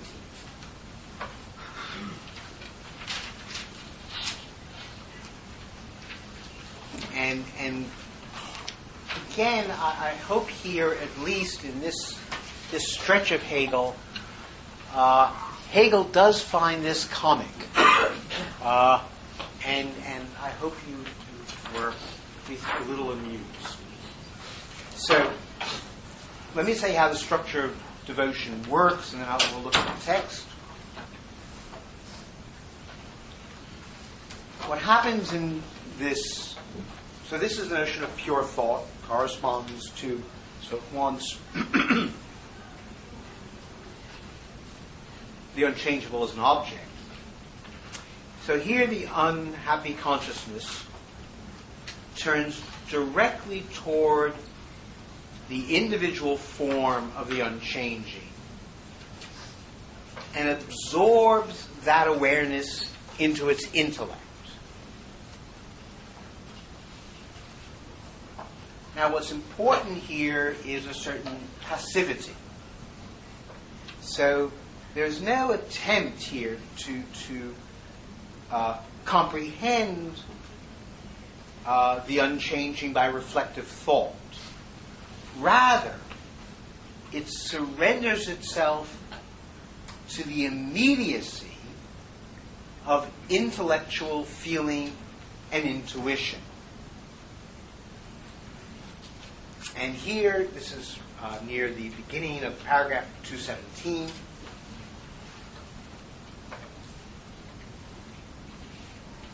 So Hegel says, and you have to hear, I'll come back to that.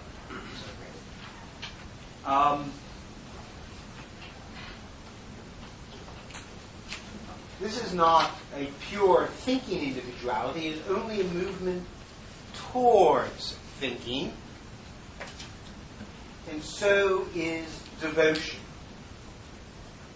Its thinking as such is no more than the chaotic jingling of bells or a mist of warm incense, a musical thinking that does not get as far as the notion, which would be the sole immanent objective mode of thought.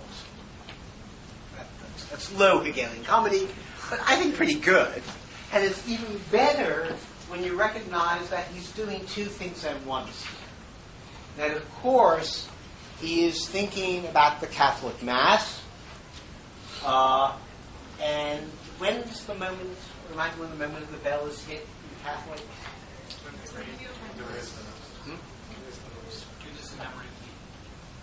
Right, so it's Eucharist. It's the actual moment of the appearance of Christ. It's the bell. How do you know it's Christ? Ding!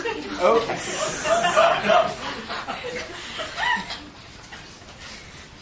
But this is, that's what I thought.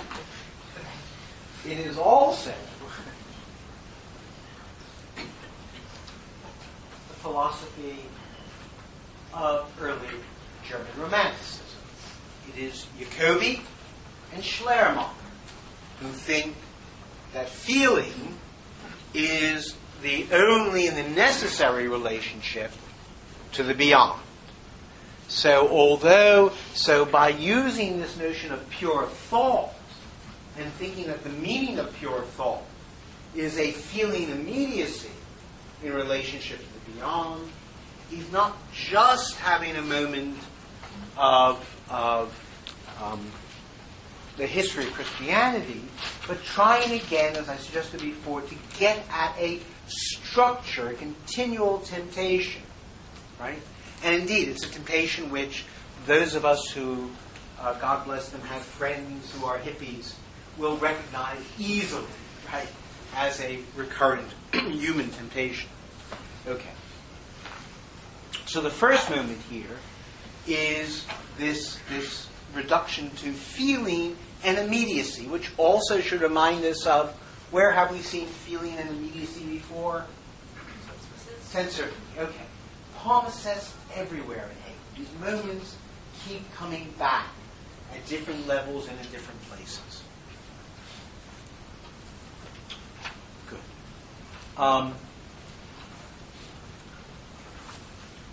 Let me go on with my thing and then I'll come back to the text. So, the twist here is in a moment of trying to be most aware of the unchanging, I become intensified in my own embodied sensuous experience of feeling. So the very thing that I wanted to do, to devote myself to the other, to give in to the other, to surrender to it, right, turns out to be a moment of a feeling inwardness. Hence, rather than escaping my embodiment, I end up being immersed in it, and indeed to such a degree that there's nothing else. Which indeed corresponds to what we know a moment in the phenomenology of religion, right? That awareness, what Freud called the oceanic feeling, right? You just have the feeling of being absolutely overcome by the unconditioned. So rather than feeling the other, it only feels itself and has fallen back into itself. And this thought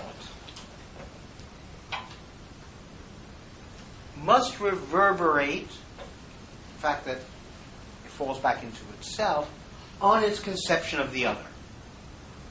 So it tries to be with Christ by contemplating him, which is itself contradictory, since Christ is not present, but beyond and cannot be found. So the thought is, when the unhappy consciousness is so determined to put itself in relationship to Christ in his particularity, which is what ding meant. Next time I do this, I'll have a little bell. Right. Audio visual aids. You want to get in that context, by that act of individualizing Christ in that way, you end up ignoring the fact that such a particular is a mortal particular and is already dead, and therefore not present. So what happens now is you think, I still want to get in touch with that particular. So how am I going to do it? Well, I know he's dead. But if I can find his tomb, then at least I can put myself in touch with the mortal remains of... So we have the Crusades. The Crusades are an elaborated belief in that contact with Christ means contact with an actual, concrete, finite individual who died at a particular time. So the thought here is that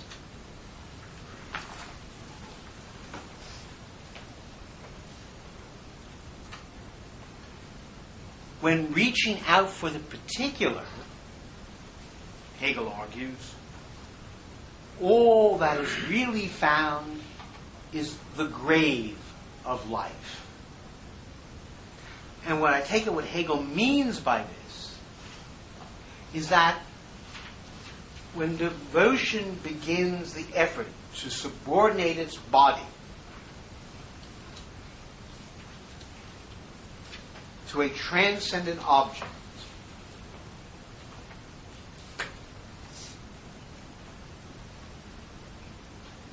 it ends by taking the body, that is, the self-feeling as its object of worship, and letting the unchangeable spirit itself die. So, death here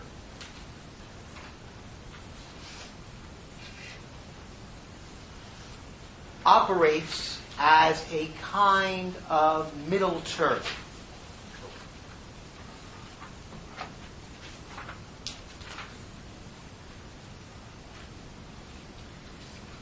In his commentary, Harris puts it in the following way. The devout self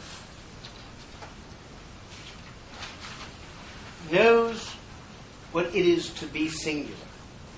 And so whenever she seeks the singular shape of the unchangeable, she sinks back into herself as the antithesis of the unchangeable.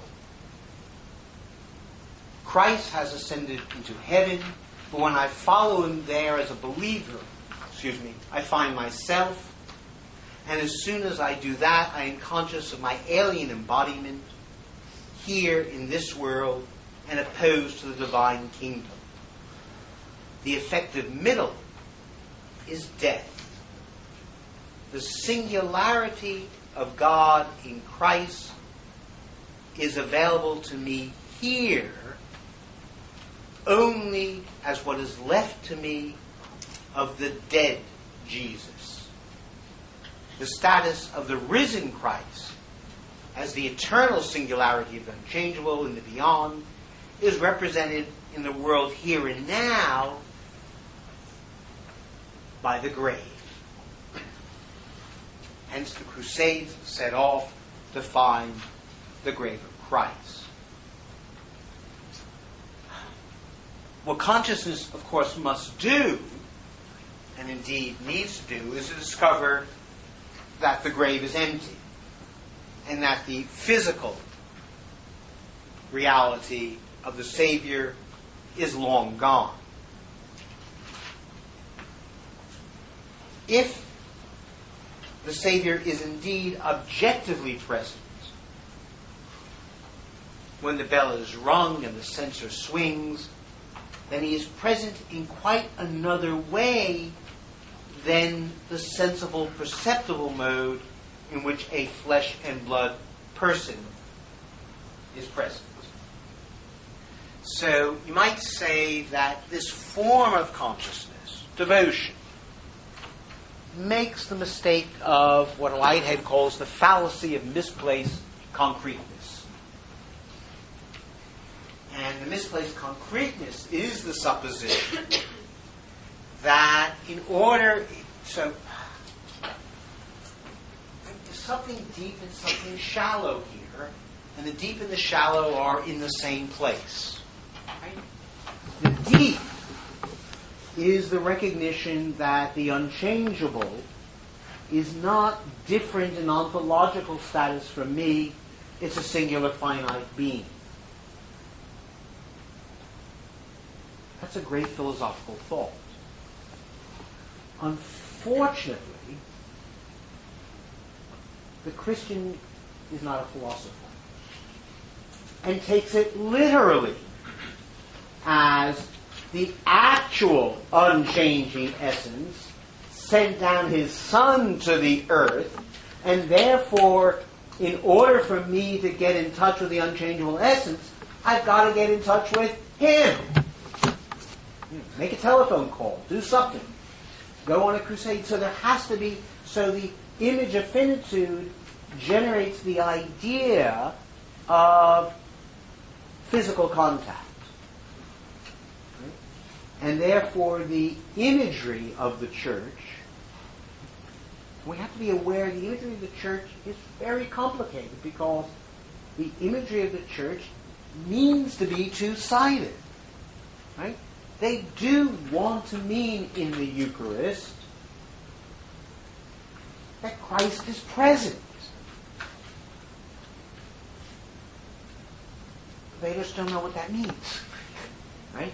And now I'm suggesting that the experience of the structure of devotion and the Crusades are an account of one thing it cannot mean.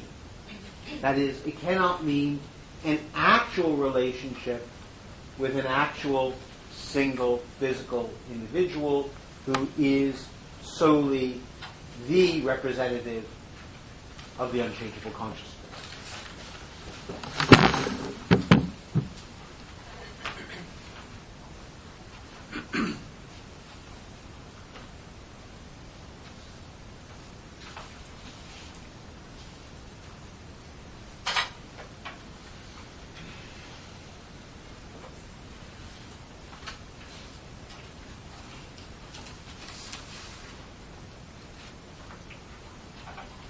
Okay.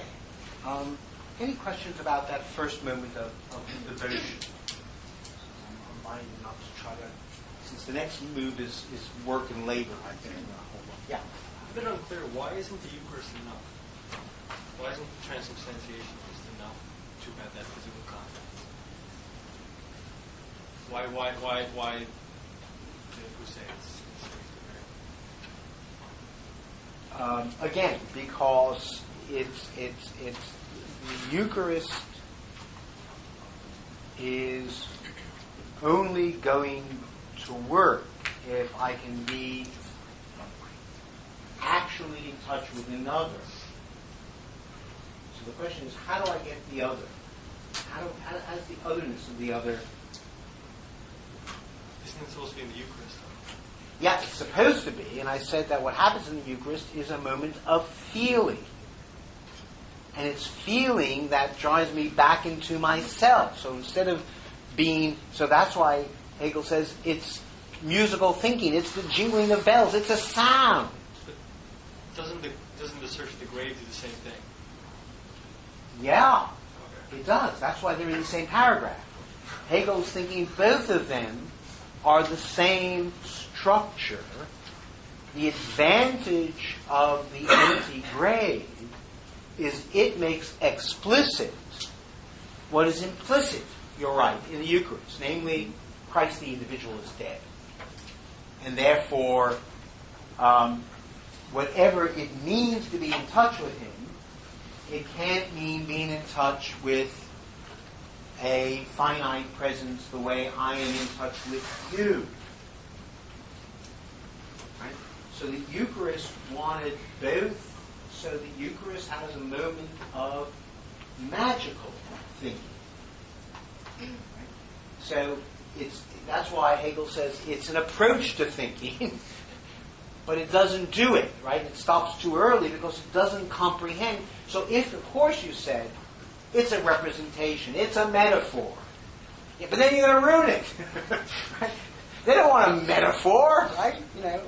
So it's literalness that turns out to be the problem, because the literalness then is what throws it back into my experience. And my experience absorbs it and drops the other out. And that becomes, again, exemplified or made explicit in searching out the Christ, the grave. So now it becomes merchandise. Well, that would be the yeah, to get a splinter or whatever. Yeah. But the eBay is not what Hegel's worried about the eBay version of Christianity. For a mere, call this number. I have a question about the death of Christ. Yeah. We have to acknowledge Christ as in his individuality, the unchanging essence being one, made particular as mortal. And he dies for his authority, who's long dead. Doesn't that, Christ going from earth back to heaven, figuratively, doesn't that return him to the state of an unchanging essence without particularity whatsoever? Because it seems it boots us back from the second moment to the first moment, as opposed to going anywhere. And although we might hunt for his grave as a particular, that there's a level of absurdity there. Right. So, and the answer is yes, yes, yes. So the problem is going to be that until this moment unpacks itself fully into this moment, it's going to keep, and this is why Russin rightly said, falling back into another moment. Right. So, of course, part of that is, but why is it not the same as this moment? Anyone? It's important that it's not the same as this moment. Because of the event? Because of the event, exactly. So it sets a task. The problem with this structure is it's just a structure, right? So, of course, that simplifies the fact that there's Abraham and there was a promise, but skip all that. If you just take roughly the Christian view of Judaism, it's the abstract law, God the lawgiver, outside time, outside history, outside nature, boom, done. Then there's nothing that's going to set a task. Christ promises redemption, promises universality, promises equality, and promises above all reconciliation. He promises that, and we have to be absolutely clear, and this is one of the things that Hegel is firm about. Actual Christianity, as opposed to a lot of ersatz Christianity, promised that there would be a resurrection of body and soul. So the reconciliation is really the reconciliation of God with the world that Christ promises. Right? So we are to come out of our fallen state. So being fallen, that is being finite, is no longer to be a sin. That's what we're being given. We're being given original sin, that is our distance from God. That's to be closed. Well, that's what Hegel finds attractive. At least it promises not that we'll be saved in the beyond. He finds that, worthless, not even worth thinking about. What he's interested in Christianity is it promises worldliness. So at least the crazy people who are looking for the rapture, anti-Semites to the last, are thinking about the rights, the wrong sort of thing. They're going to be taken up, right? Okay. Yeah. In addition to setting the task, though, maybe this is part of what the task is it produces desire. So it calls this movement of infinite yearning.